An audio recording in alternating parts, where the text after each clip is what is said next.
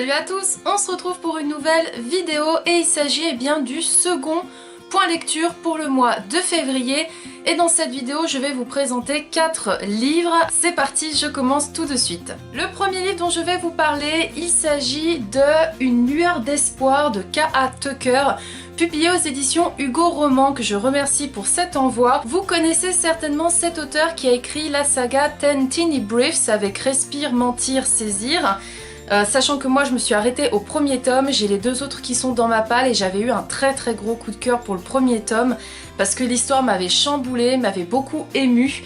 Donc quand j'ai vu qu'elle sortait un nouveau roman, autant vous dire que je n'ai pas réfléchi à 2 fois et que j'ai vraiment souhaité le découvrir. Dans cette histoire, on va avoir aussi bien du présent que des petits flashbacks du passé et on va suivre le personnage principal qui est Catherine. Donc au début, on la découvre lorsqu'elle est âgée de 17 ans et qu'elle va faire la une des journaux de la petite ville de Balsam où elle habite, puisque, grosse information, elle sort avec son professeur d'art plastique qui a une trentaine d'années, donc autant vous dire que c'est du détournement de mineurs et donc elle va être au devant de la presse.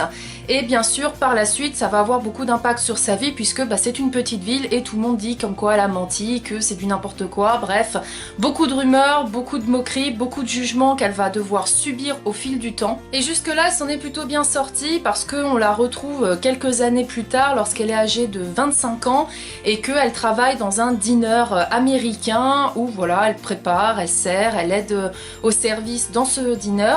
Et elle a aussi une petite fille, Brenna, qui est très petite, elle est âgée à peu près de 5 ans.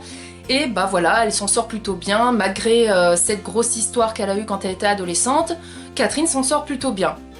Jusqu'au jour où, en revenant d'un petit rendez-vous galant entre guillemets avec un homme, elle va se retrouver dans un accident de voiture et elle va sauver un des hommes qui se trouvait dans cette voiture sportive.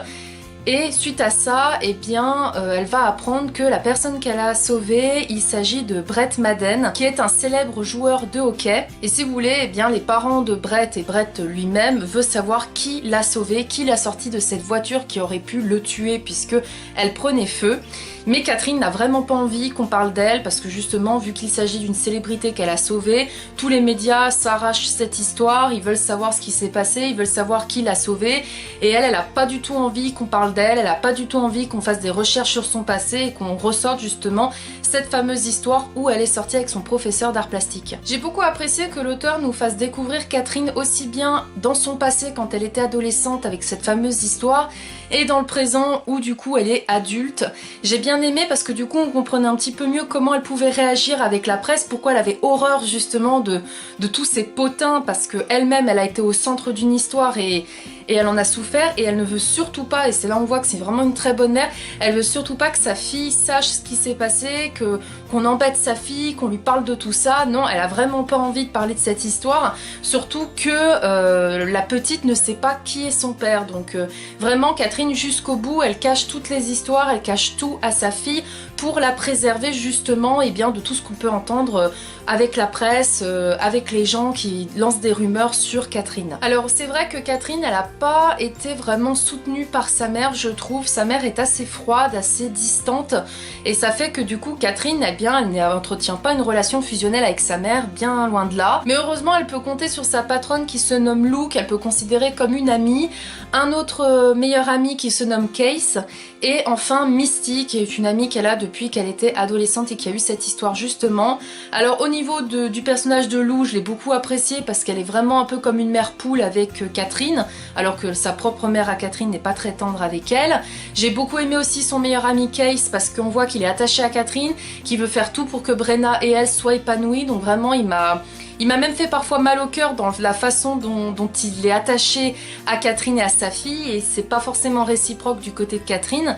Et quant à Misty, par contre, c'est le personnage que j'ai le moins aimé de ce roman parce que pour une amie, elle se comporte comme une gamine, elle veut tout avoir tout de suite, elle en a que pour le physique de Brett Madden, donc le joueur de hockey qu'elle a sauvé. Enfin, franchement, la Misty, j'ai pas pu la piffrer du début à la fin, ce personnage-là, elle m'a agacée et je ne trouvais pas justement qu'elle se comportait comportait comme une véritable amie. Concernant les deux personnages principaux, Catherine et Brett Madden, je les ai beaucoup appréciés. J'ai trouvé que Catherine était très mature et bienveillante, alors que son adolescence a été volée avec cette histoire de presse, etc. Quant à Brett, c'est un homme qui est vraiment bienveillant, très à l'écoute, très gentil et attentionné. Mon seul petit point bémol que je dirais à cette histoire, c'est que je trouve qu'on n'en apprend pas beaucoup sur lui finalement. La romance arrive vraiment vers la fin. Alors c'est pas plus mal d'un côté parce que c'est une romance qui prend le temps de s'installer, ok, mais j'aurais aimé qu'elle soit un peu plus présente dans le roman pour justement en apprendre plus sur le personnage masculin. Parce qu'au final, en terminant le livre, je me suis rendu compte qu'ok, Catherine, je la connaissais bien, je voyais comment elle était dans la vie de tous les jours, mais que par contre, pour Brett, eh ben, j'ai pas réussi à vraiment le comprendre, à vraiment savoir qui il était vraiment au fond de lui, et ça m'a un petit peu dérangée. J'ai passé un bon moment de lecture, j'avais beaucoup misé sur cette histoire, je m'attendais à ce que limite ça soit un coup de cœur, honnêtement, parce qu'au niveau du résumé, au niveau de tout, je pensais que ça allait l'être, mais ce qui a fait que j'ai bien aimé, mais ça n'a pas non plus été une histoire de fou ou que j'ai adoré, c'est que c'est une très bonne brique, hein, il fait plus de 500 pages et pour moi ça aurait très bien suffi en 300 parce qu'il y a beaucoup de longueur. Franchement, il y a eu beaucoup de passages où je me disais je faisais du surplace, où des scènes étaient assez similaires. J'avais l'impression que on restait dans notre petite zone de confort et que l'histoire faisait du surplace, qu'elle n'avançait pas. Et ça m'a pas mal dérangée. J'aurais bien aimé qu'elle soit un petit peu plus rapide, que l'histoire avance un peu plus rapidement avec un peu plus d'action, et au final c'est vrai qu'il y a eu un moment donné où je m'ennuyais un petit peu et c'est ce qui a fait que du coup ça n'a pas été un coup de cœur et que je ne lui ai pas mis non plus la note de 4 sur 5 parce que cette longueur m'a pas mal dérangée quand même. J'ai tout de même passé un bon moment de lecture, mais comme je vous le dis, les deux points faibles pour moi ça a été la longueur, hein. C'est vraiment une bonne brique et à un moment donné où je vous dis je me suis ennuyée. Et le deuxième point, c'est que j'aurais aimé apprendre un peu plus à connaître Brett et moins être focalisée que sur Catherine. Peut-être qu'une alternance des points de vue aurait été pas mal pour justement comprendre un petit peu mieux Brett et son comportement et comment il fonctionne et qui il est vraiment. Mais sinon j'ai quand même passé un bon moment de lecture, je lui ai mis la note de 3 sur 5 et je vous laisse le lien de ma chronique en barre d'infos. J'ai ensuite lu Calendar Girl, le second tome, février, de Audrey Carlan, publié aux éditions Le Livre de Poche, que je remercie pour cet envoi. J'avais bien aimé le premier tome, même si, comme je disais, vu que c'est une histoire courte, j'avais l'impression qu'on brûlait des étapes. Mais après, le but c'est que ça soit une lecture simple, rapide et efficace, et c'était le cas. Ici, Mia, elle rencontre un autre homme, puisque si jamais vous ne le savez pas, mais je pense que vous avez dû en entendre parler, le but de cette saga, c'est que pour chaque mois, on a Mia qui rencontre un nouvel homme puisqu'elle est escort girl pour rembourser une dette importante que doit son père à un malfrat. Et dans ce second tome, Mia part pour Seattle où elle va faire la rencontre d'un homme riche, un artiste français qui se nomme Alec. Et si vous voulez, Alec a embauché Mia pour qu'elle soit sa muse, qu'elle soit en gros son inspiration, parce que cet homme est vraiment passionné par la peinture, il doit mettre une exposition à la fin du mois et il compte sur Mia pour l'inspirer, pour l'aider à finaliser ses peintures.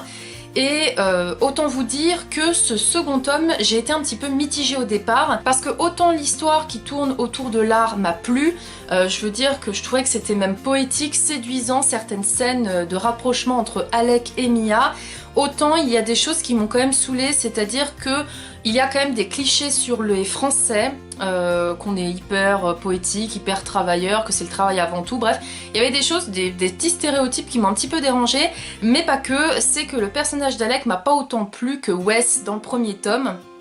Et en plus de ça, Alec, qui est donc le personnage masculin de ce second tome, eh bien il m'a refroidi plus d'une fois au lieu de me réchauffer, j'ai envie de vous dire, puisque souvent il dit à Mia, déjà il l'appelle ma jolie, alors ça va encore, je me suis dit bon ça passe, mais c'est surtout qu'à chaque fois il lui dit oui.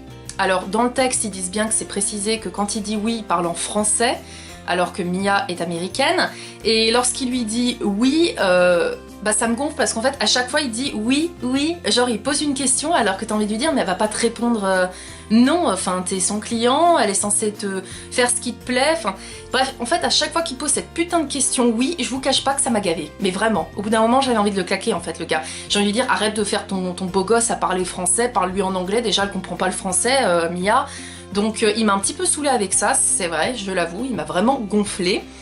Et autre chose qui m'a aussi un peu déçue de la part de Mia, c'est qu'encore une fois, il y a un moment donné, elle se pose beaucoup de questions à se dire mais j'aime beaucoup Wes, il me manque, peut-être qu'on pourra vivre une histoire d'amour un jour. Fille, tu dis ça et 2 secondes après, t'es là en train d'écarter les jambes et de te taper Alec. Il y a un moment donné, où est ta conscience?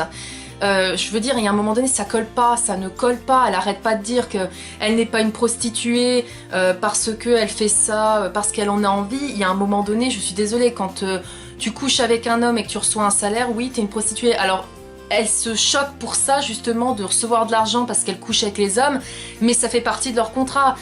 Tu n'es pas avec eux parce que tu leur plais mentalement. Ils t'ont choisi avant tout pour ton physique, pour tes fesses. Donc c'est normal que si dans le contrat c'est marqué que s'il couche avec toi il te donne un bonus, et bah tu l'as, c'est ce qui s'appelle être une escort girl, j'ai envie de te dire.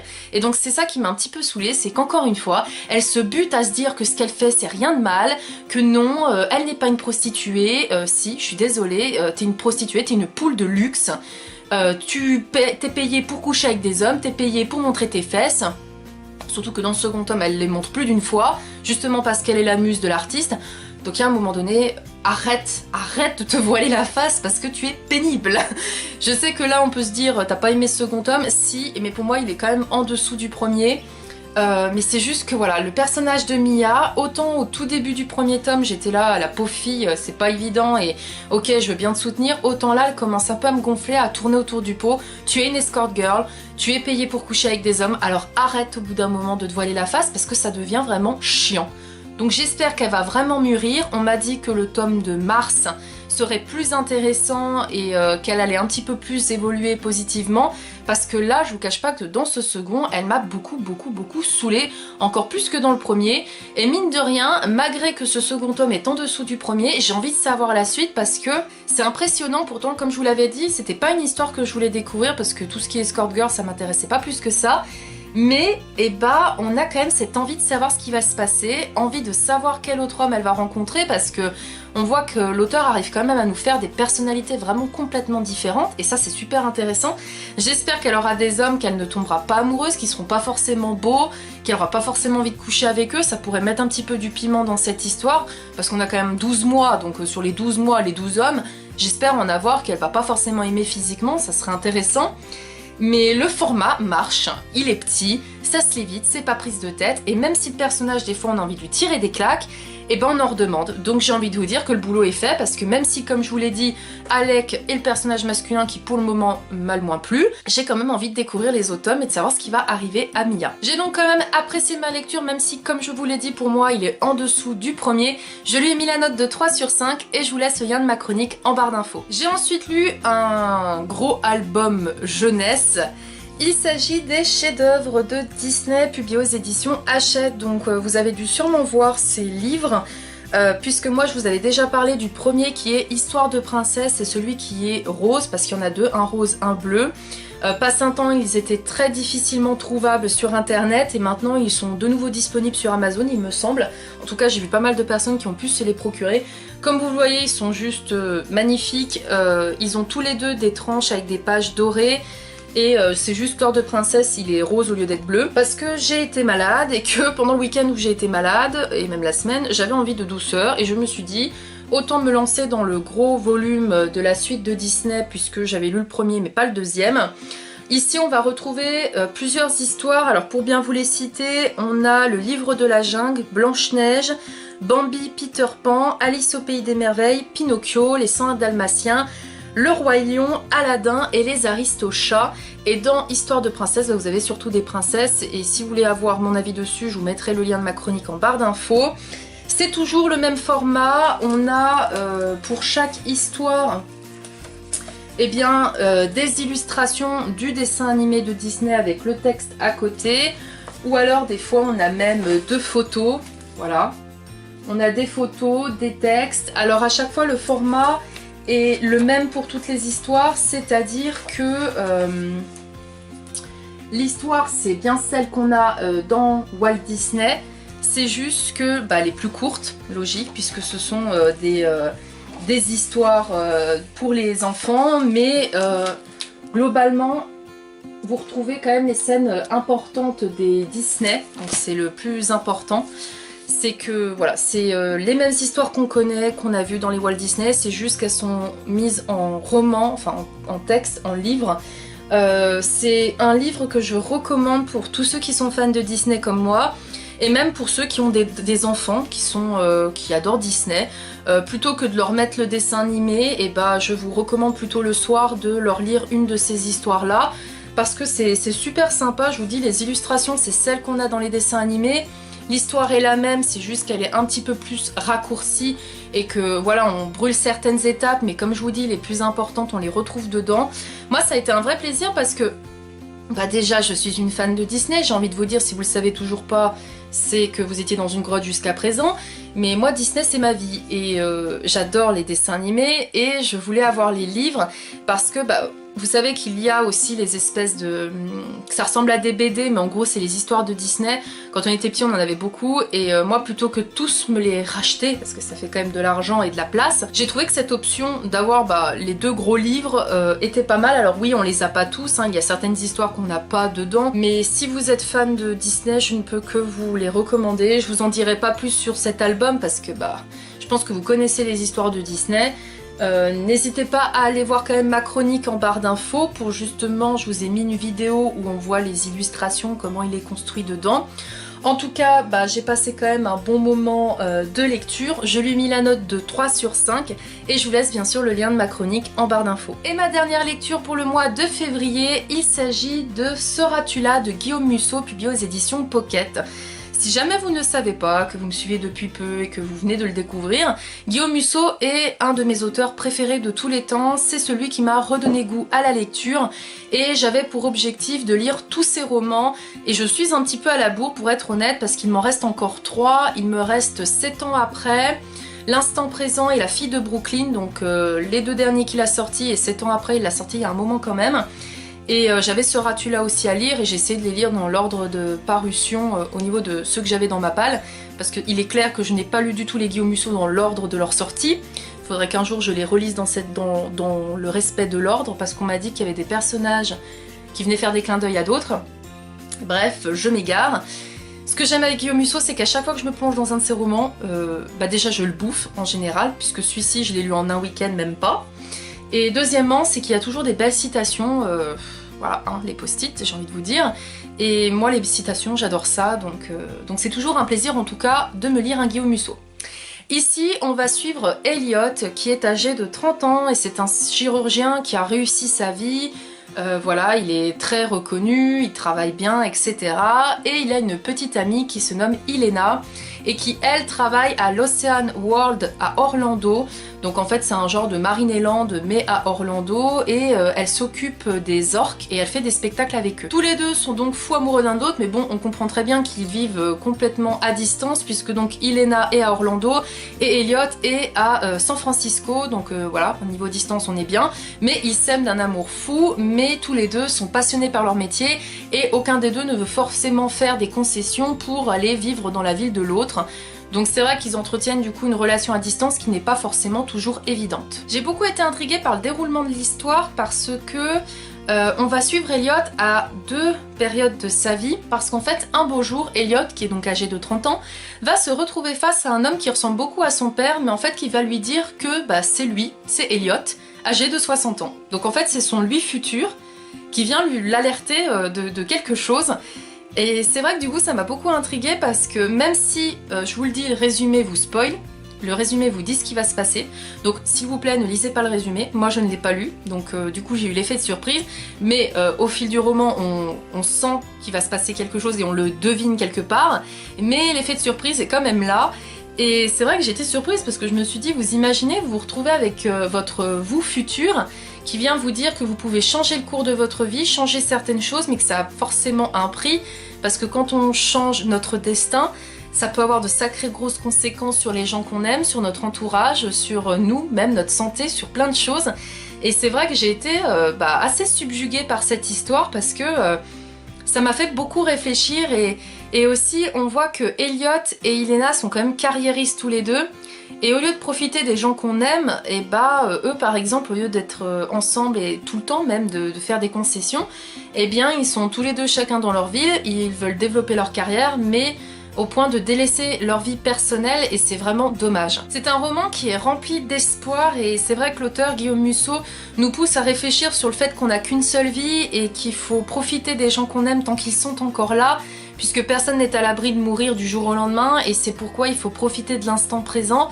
C'est vraiment le ressenti que j'ai eu avec cette histoire et j'ai vraiment apprécié la découvrir. Parce que voilà, déjà on a des belles citations, on a de la morale, on a de la réflexion et on est touché par le personnage d'Eliot parce qu'on se dit il se retrouve à faire des choix qui sont quand même très durs parce que c'est un petit peu entre le cœur et la raison, enfin beaucoup de choix assez compliqués, mais en tout cas j'ai passé vraiment un bon moment de lecture, je lui ai mis la note de 3 sur 5 et je vous laisse le lien de ma chronique en barre d'infos. Cette vidéo est maintenant terminée, j'espère qu'elle vous aura plu. N'hésitez pas à me dire si vous avez lu l'un des livres que je vous ai présentés, si vous l'avez aimé ou non, ou en tout cas, est-ce que je vous ai donné envie de les découvrir. Et je vous dis à très vite pour de prochaines vidéos. Salut!